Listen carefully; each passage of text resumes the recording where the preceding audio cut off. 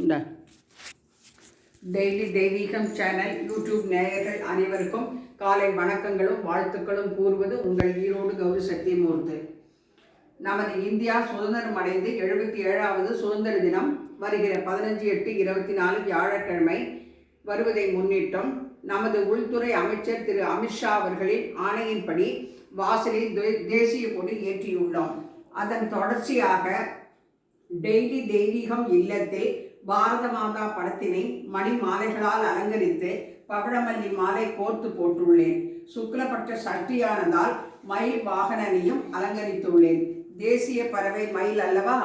தாமரை மலர், ரோஜா மலர், விபூதி பச்சை, நீல சங்கு புஷ்பம், பவழமல்லி, சிகப்பு அரளியினால்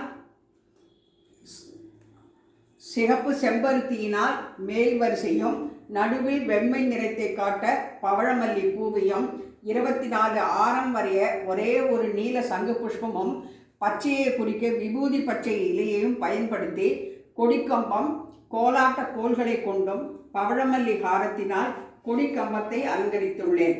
தாமரை மலர் கோலமிட்டும் யானை பரிவாரங்கள் குதிரைப்படை அலங்காரத்துடன் நடுவில் கோல ஸ்டிக்கர் வைத்து மலர்களால் அலங்கரித்து டெய்லி தெய்வீகம் சேனல் நிகழ்ச்சி அயல் நாடுகளுக்கும் யூடியூப் மூலம் அனுப்பப்படுவதாலும் தமிழில் இந்தியா சுதந்திர திருநாள் அலங்காரம் என எழுதி தீபம் வரைந்து 15/8/2024 சுதந்திர திருநாள் வணக்கங்களையும் வாழ்த்துக்களையும் தெரிவித்துக் கொண்டு நாடும் மக்களும் பிரிவினை இல்லாமல் ஒற்றுமையாக வாழ பாரத மாதாவை பிரார்த்தித்துக் கொள்கிறேன்.